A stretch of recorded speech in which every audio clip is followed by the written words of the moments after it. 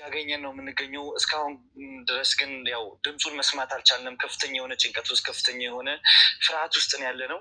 በቻልነው አቅም ግን በደመነፍስም ቢሆን እየሰራን የእሱን ፍለጋ አጠናክረን እየቀጠልን ነው የምንገኘው። ሌሎች ወንድሞቻችን እንግዲህ ተበታትነን ያለ ነው። አሁን ላይ ራሳችንን ለመጠበቅ ዝግጁም አይደለንም። ራሳችንን ለመከላከል አንድ ቦታ ሆነን ራሳችንን ለመጠበቅም ዝግጁ አይደለንም። ምክንያቱም ባለን የሰው ኃይል የተለያዩ ቦታዎች ላይ ተመድበን የተለያዩ ቦታዎች ላይ ተበታትነን ወንድማችንን ልውልን መፈለግ ስላለብን እያደረግን ነው የምንገኘው። እኔ ደግሞ በቻልኩት አቅም እንግዲህ ቪዲዮዎችን፣ መረጃዎችን ወደ እናንተ እያደረስኩ ነው የምገኘው።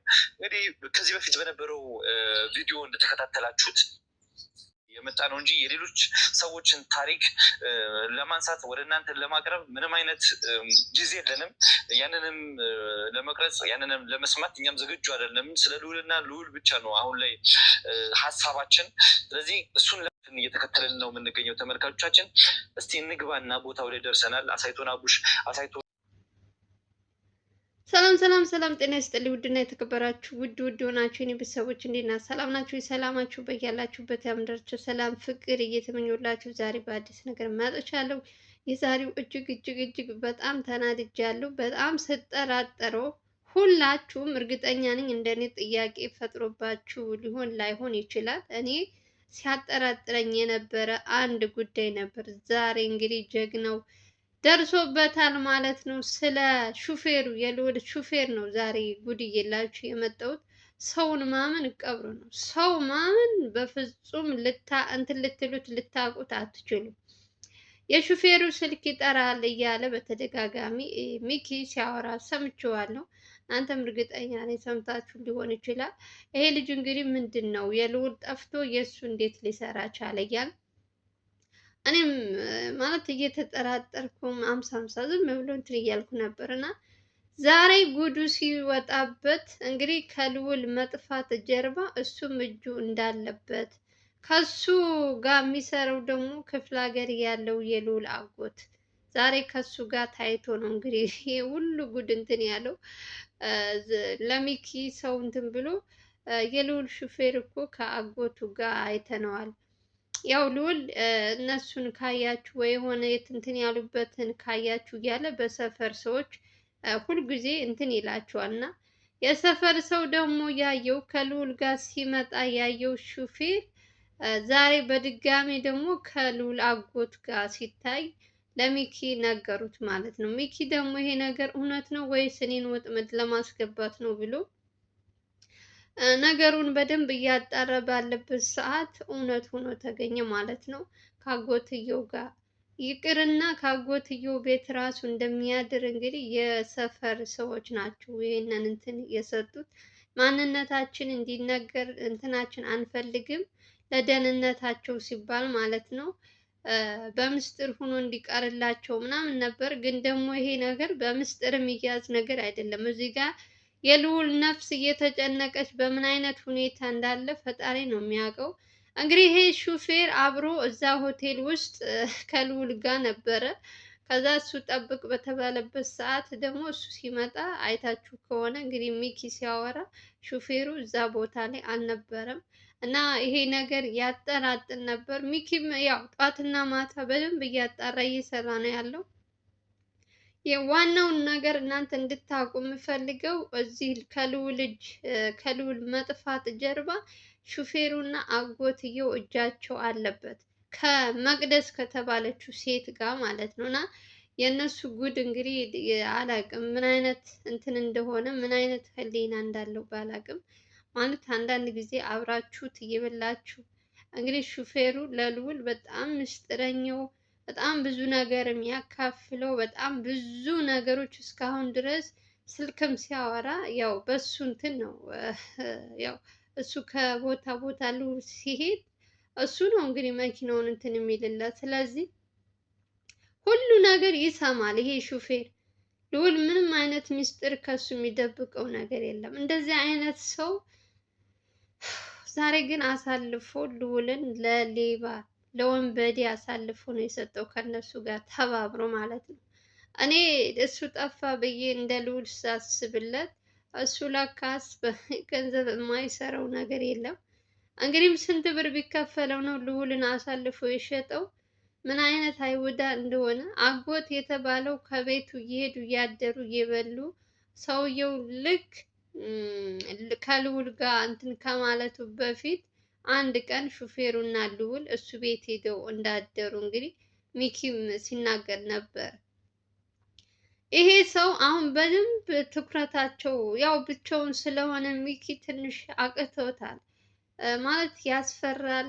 እንደኛ የአካባቢው ሰው ራሱ እንትን ለማለት ትንሽ ከባድ ሆኖበታል ሚኪ። ያው ግን ቁጭ አላለም፣ እየደከመ ነው።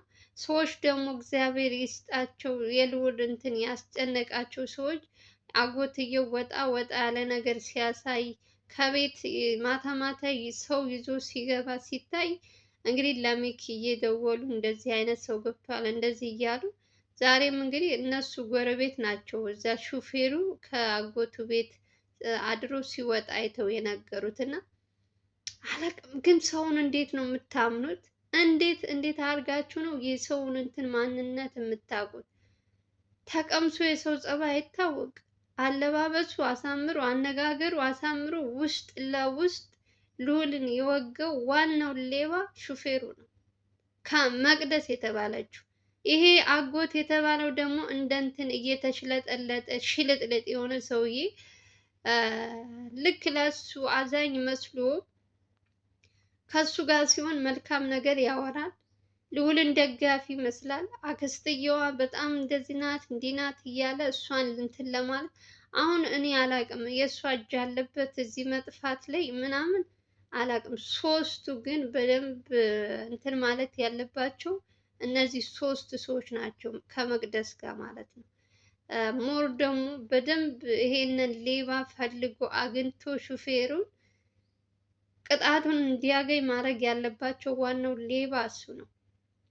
አብሮ በልቶ ጠጥቶ ልዑልን አሳልፎ የሰጠው ሰው እሱ ነው። ማታ ሰዓት ልዑል አለባበሱን ቀየረ ምናምን ሲል ሚኪ ያው እንግዲህ የሰፈር ሰዎችን ለመምሰል ያው እንግዲህ የአካባቢን ሰው ለመምሰል እነሱን መስለሽ መኖር ግድ ነው። እንደነዚያ ነው ብለን እንትን አለ። ግን ከጀርባ ግን በደንብ ነገሩ እየተጣራ ሲመጣ ሌላ ችግር ነው። ይሄ የሚያመልኩት ይሄ ምናምን ይሄ ባዕድ አምልኮት ምናምን ይሄ ሁሉ ነገር አላቅም ምን አይነት ጉድ እንዳስገቡት። ሰው አንደኛ ልዑል ላይ ተናድጄ ያለው አሁን ደግሞ አሳዝኖኛል። እኔ በምን እንደምፈርድበት አላቅም። የተናደድኩበት ምክንያት አትሂድ እየተባለ ሄዶ ይሄን ሁሉ ጣጣ ይሄን ሁሉ ችግር የተሸከሙ በራሱ እጅ ሄዶ ወጥመድ ውስጥ የገባ ራሱ ስለሆነ ነው። ሁለተኛ ነገር ደግሞ ልዑል ህመም አይችልም። ባለፈውም ተመርዞ ሳለ ያው እነሱ ቁጭ አድርገው እየተንከባከቡ ምናምን በስንት እንትን እንዳዳኑት አይታችኋል። አሁን ደግሞ ምን አይነት ችግር ምን አይነት እንትን ውስጥ እንዳስቀመጡት እንኳን የማይታወቅበት እንትን ላይ ሆኖ ሰው ሊደርስለት ያልቻለው ምስኪን ልዑል በጭንቀት እናቱ እዚህ ተጨንቃ እዛ እሱ ተጨንቆ ከሹፌሩ ጋር እያነነኛ ስለ ሹፌሩ እንትን ስንል ምስኪን እሱ በማያውቀው ተንገላታ እንደዚህ እያልን ለሹፌሩ እያዝን እሱ ለካስ አንድ ወጊ ሆኖ ተገኘ። ኧረ ሰው ማመን ግን ቅነት በቃኝ። እኔ ሰው በቃኝ ብያለሁ። በቃ ለልዑል ደግሞ ሰው አይወጣለትም። እንደው የፈለገው ነገር ቢሆን ከእህቱ ጭምር እያበላ እያጠጣ የሚያስፈልጋቸውን ነገር እያደረገላቸው ሲወጉት ከጀርባ ሴራ እንትን ሲሉበት ሲሸጡት ይሄ ከመሸጥ ምንም አይተናነስም። እንዴት እንደተቃጠልኩ እኮ እንዴት እንደተናደድኩ ልነግራችሁ አልችልም። አምላክ ሆይ ትዕግስቱ ስጠኝ። ሚኪ ብቻውን መሆኑ በጣም አሳዘነኝ። እሱንም እንዳያግቱት ፈራሁ። እሱ ራሱ ቪዲዮ ሲሰራ እየተሽለከለከ ምናምን እነሱ እንትን ሳዩ ምናምን በድብቅ ምናምን ነው እንትን የሚለው። ምክንያቱም እነሱን ካገኙት ያግቱታል እንደ ልዑል ምንም የሚምሩት አይደሉም። ከዛች ከትንሿ ከገጠር ወጣ ብሎ ትንሽ ከተማ አለች፣ እዛች ነው የሚያድረው። የሆነች መረጃ እንትን ሲባልለት ደግሞ ሰከንድ ይሄዳል ይመጣል። አንደኛ ነገር የህግ አካላት አብሯቸው አይደለም። ትልቁ እንትን አሁን በፊት የሆነ ነገር ሲፈጠር የህግ አካል ይዘው ምናምን ነበር የሚሄዱ እነ ልዑል እነ ዘላለም።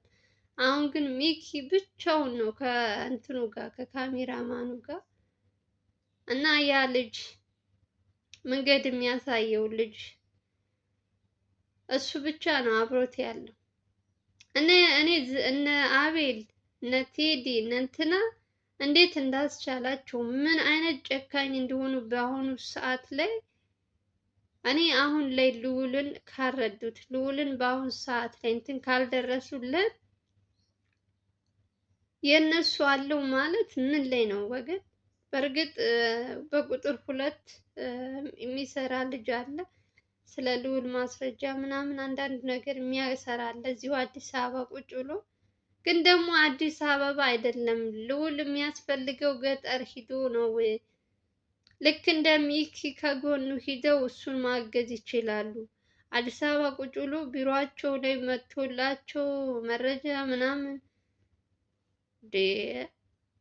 ሰውየው እየተሰቃየ ምን ዋጋ ያለው ታዲያ?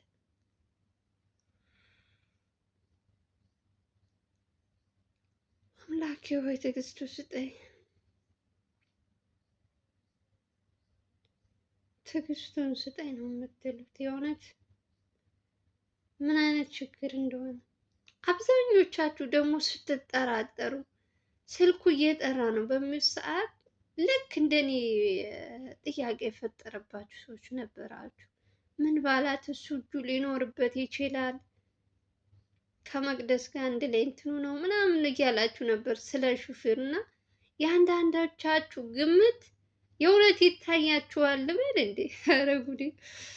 እኔ ግርም ነው የምትሉ ኮሜንት እየጻፋችሁ፣ እኔ ደግሞ ያልተጣራ ነገር ለማውራት ትንሽ እዚህ ጋር ከባድ ነው። እዚህ ጋር የሰው ህይወት እየተጨነቀ ያልሆነ ነገር ምናምን ለማለት ትንሽ ይከብዳል።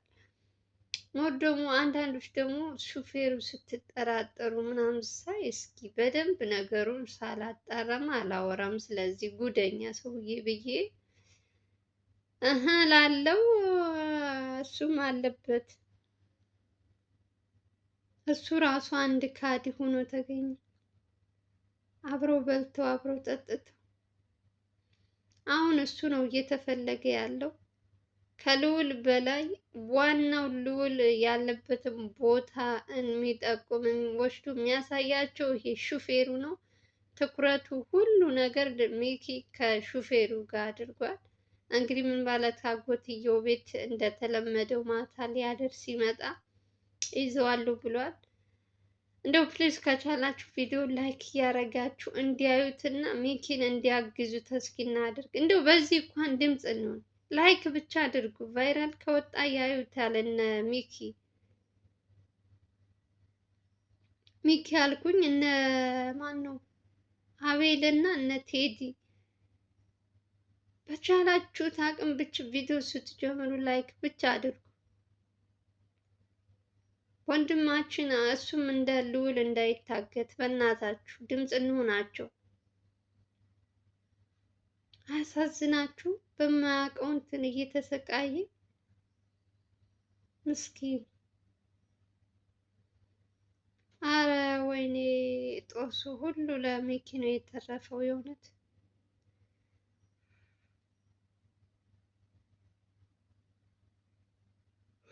ጦሰኞች የሆኑ ሰዎች ፈልገው አፈላልገው መጥተው በስከ መጨረሻ ሁሉን ነገር እርግፍ አድርገው ሚኪ ላይ እንትን ብለው። አረ እንደው አረ ጉድ እኮ ነው እናንተ። ማን ሰሞን ጉድ የለም ኢትዮጵያ ውስጥ መቼም የተደበቀው ስንት ጉድ አለ። የእውነት እኛ እድሜ ጤና ይስጠን እንጂ ማን ሰማው ማናየው ነገር የለም። ጓደኛሽን እንዴት እንደምታመኘው እንዴት አብረሽ እንደምትኖሪ ግራ ነው የሚያጋባው። አጎትየው እንኳን በፊትም እያጠራጠረኝ ነበር። ይኖርበታል እጁ እያልኩ ነበር። ተዋት። ይቺ መቅደስ ግን አላወቅኳትም። መቅደስ የተባለችው ሴትዮ ለልዑል ምኑ ናት? እስኪ ንገሩኝ ጎበዝ። እሷም አለችበት። መቅደስ ማን ናት? ምንድን ናት? እሷም ያክስት ልጅ ናት ወይስ አክስቱ ናት? ዝምድና አላቸው? ምንድን ነው? ስለ መቅደስ በደንብ ላቅ አልቻልኩም። ሚኪ ሲያወራ አልሰማው ይሆን አምልጦኝ ይሆን አላውቅም። የምታውቁ ንገሩኝ ኮሜንት ስር። መቅደስ ማለት ለልዑል ምኑ ናት? ከልዑል ጋር ምን ያገናኛትና ነው በዚህ ልክ ጨካኝ የሆነችበት? በልዑል የማይጨክን ማን አለ? የእውነት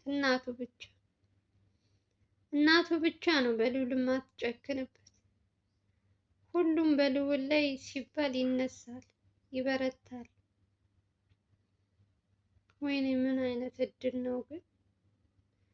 ሞት ደግሞ በጣም የሚያሳዝነኝ ልዑል ሰው አይወጣለትም። በቃ ሁል ጊዜ ሰው እንደከደው፣ ሁል ጊዜ ሰው እንትን እንዳለው ነው የኔ አባት።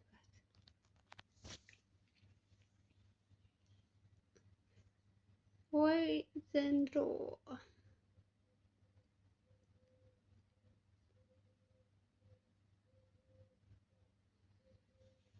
ይከብዳል። እንግዲህ ሁላችሁም በየሃይማኖታችሁ ጸሎት አድርጉለት። ፈጣሪ ከነዚህ ሰዎች ለሚኪም እንደዛው ደግሞ እናቴ ሚኪ እንኳን ችግር ውስጥ እንዳይገባ እሱ ብቻውን ወዲያ ወዲህ እያለ